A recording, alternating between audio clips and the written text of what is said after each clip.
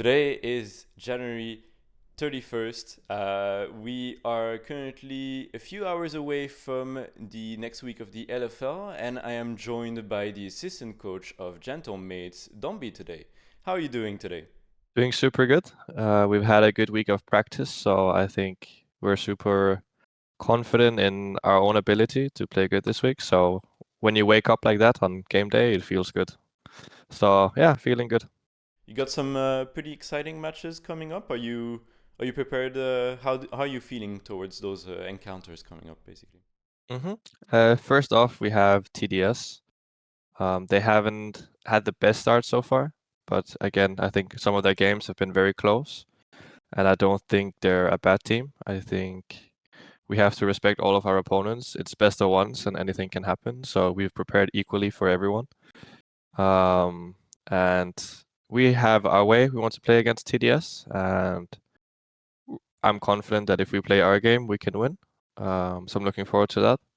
Afterwards is Vitality. I think Vitality has been very two-sided in how they play. Either they look really good or they look really bad.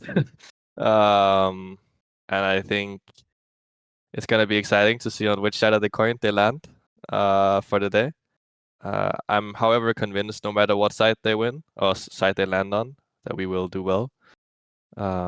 If we follow the preparation we've done and if we just play our own game. Sometimes you can get dragged into what the opponents are doing, but if we try to stay in our own lane, I think it will be good. I think in esports, for most fans, it's quite hard sometimes to realize exactly what goes on behind the scenes and what is the hmm exact job of a coach. Yeah. So I would like to ask you maybe to detail a bit how does the coaching dynamics work in Gentle Mates, notably as hmm well with Hansen, which you have been working with for quite some time now. Yeah. I think it depends really on from team to team. Coaching structures change a lot. In some, you have very standard head coach, assistant coach positions.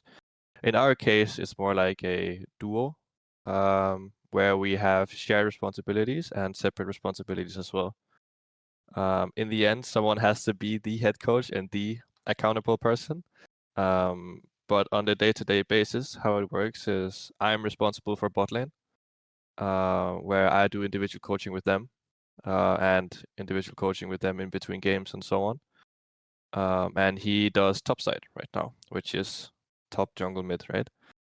Um, that doesn't mean that we don't talk to the other players as well. It just means that I am primarily responsible for Bao and Camilios. And then as well, my other jobs are, I mean, we share draft. And then my jobs is also looking at other regions like LPL, LCK, keeping myself updated and presenting video to the team. And then uh, I'm more a supplier of extra, where Hansen like sets the general tone of like where are we moving strategically. I'm adding onto that and supplying with footage and trends from all around the world, like how do other teams do this. Um, so that's how we work. And how does it work? Like look like on a day-to-day basis. Um, we start off the day, me and him, by talking about what are we working on and what are we specifically looking on today. We start earlier than that, right? Like usually we have a focus for the week, but day to day we also put more emphasis on some things. We discuss what are we gonna do in our pre-practice meeting. How does it look like? What are we presenting? Most of the time I present some video before. And then we talk a bit about draft and then we move on to practice, right? And then during practice, as coaches, we watch them play the official games, or sorry, not official games, our practice games. And then in between games, what we do is we have 15 minutes of team review. Then we have 10 minutes of individual review afterwards, where I talk with botlane and he talks with the three other players, right? So we try to separate it a bit. Um, so we also focus on laning, because if we're talking about laning, like let's say I talk about bot lane in a team review, it gets very boring for the rest. Um, so and then yeah, we do that for 5 games, sometimes 6, depending on how the structure looks like. And then we have a debrief afterwards as a team, talking about how did the day go, did we practice things we wanted, these kind of things. And yeah, then the day is over pretty much, and then we restart. Also, the entire team is working in Paris, right? Do you have a gaming house or more of a training facility with player housing on the side or something? Yeah, we have player housing. I mean, we have an apartment with 6 rooms. This one is kind of big, my room. Um, I have the biggest room because I was here first. So we live in apartments, and Bao currently lives separately, um, close by. And then we every day we go to the office, where we have our training facilities, and we also have a PC here at home, so we can get good balance between alone time and office time and these kind of things. Yeah. Speaking about yourself, you've been in quite some noteworthy organizations, notably Astralis and even Mad Lions as well.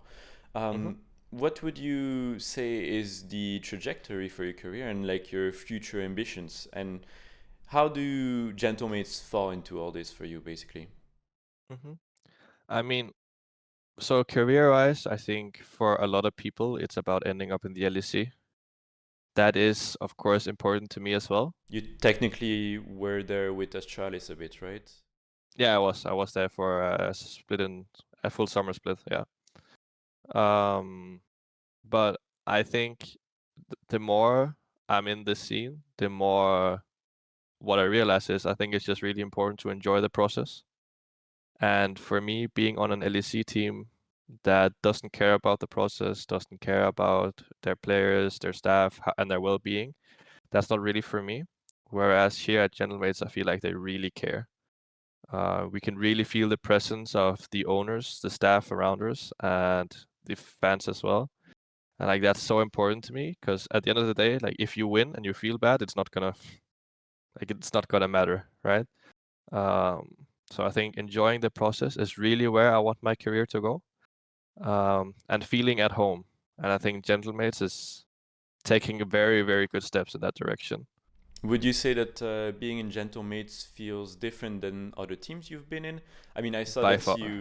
I saw that you've been tweeting in French even and trying to engage with the Yes. fan base. How Yeah. does it feel being in like such a huge org, basically? Mm. I mean, it just feels like people care. Um, I think we as a team, we care a lot about the fans, like from everyone here. Um, when we were setting out our goals at the beginning of the year, one of the things that we agreed on was, as a team, was that we wanted to do right by our fans. Because we believe that our fans are everything. Like they're the reason why we can do what we do. So I think it really feels different because the interactions and the responses we get from the fans, they're just so great. And obviously, right now we're still doing well. But I believe and I hope that they're gonna be there when eventually things will go worse, because they will at some point. Like you cannot keep winning. It's not how it works. Um, so right now it just feels different. It feels good, and there's an external motivation as well to do good, which is really nice. We want to do it for them as well, not only for ourselves. So it feels really nice. Currently, you're sitting at 3-1. Maybe that's gonna change tonight as well with the upcoming games. What are the general expectations for the roster right now? hmm I think overall, I mean, I think we would be lying if we say our ambition is not to win it all. Are you saying even like EU Masters or EMEA Masters? I mean. Yes, yes. I think we would be lying if we're not honest with where we want to go. I think that is where we want to go. But overall, I think the real goal is to enjoy the process and be the best team we can possibly be. Because at the end of the day, if we're the best team we can possibly be and we're not winning EMEA Masters, there's nothing we can do about it. Result-oriented goals, we can't really control ourselves. We can only control how are we going to get there and how are we going to try to get there. So for me, the goal is to make sure our processes are good and that we as a team enjoy every day and that we put full effort into every day. Because that's the only way that we can look back in the year and be happy. Is there any players that have impressed you the most, by the way, so far?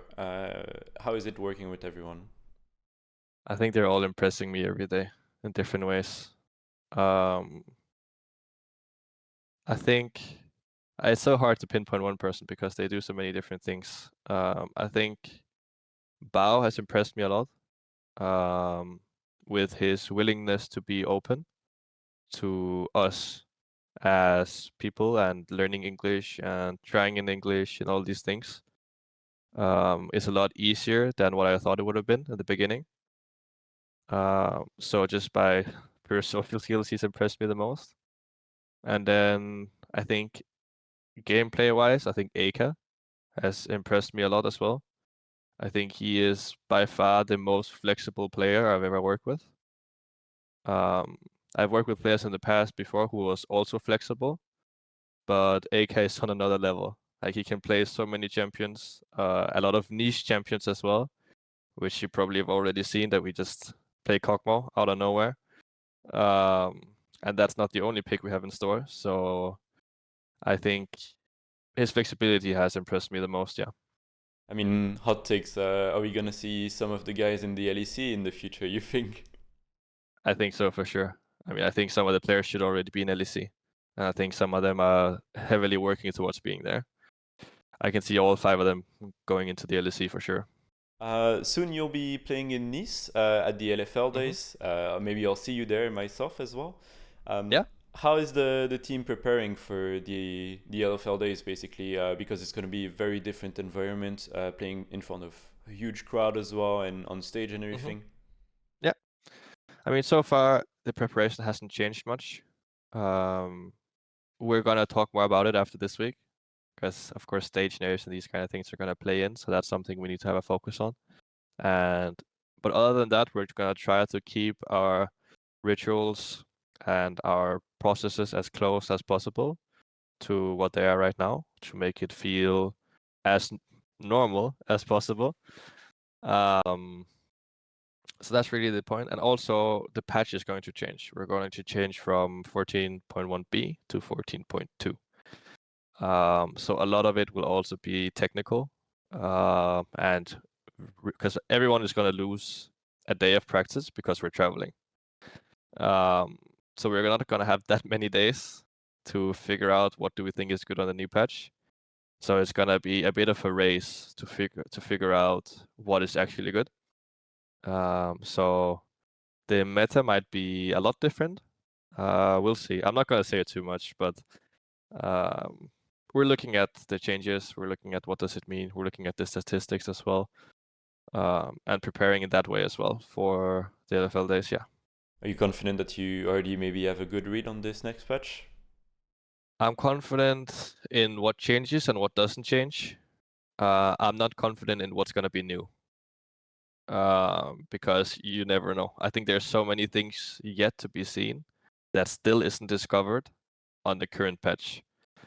I think it was very obvious when the LEC started. There was one meta, and already the next week, There was like the Lucian especially that was like very meta at the start and yes, and Xin Xiao as well. Xin Xiao was very OP, and now it's not, out of nowhere, and it's the same patch. Um, so yeah, it's just and Asir as well, for that matter. Like that was, and Corki came out of nowhere. It's just these hidden scrim bubbles that, like, some people you just don't see the champions until you see them in officials. So yeah, there's probably still some stuff that people haven't seen. I know that already this week the meta changed a lot from last week. I can tell you that. yeah, even like Udyr top coming out and Yeah, stuff that like is that that basically. as well. We didn't see it before it happened in the first officials, or we saw it in LCK before it happened in Europe. So we already knew it was coming. But yeah, I mean the draft patterns has changed this week, at least for a lot of teams we've played against. But I mean, yeah, we'll see. So I saw as well that you were maybe taking a bit of French lessons on Duolingo. Are you confident that you can maybe say a few words to the fans in French, or otherwise you can also just complete in English as well, and it's gonna be Yeah, fine. not yet. I think French is, I don't know, it's so hard for me. I had Spanish for 3 years in school, so that was a lot easier when I was in Mad Lions and in Madrid.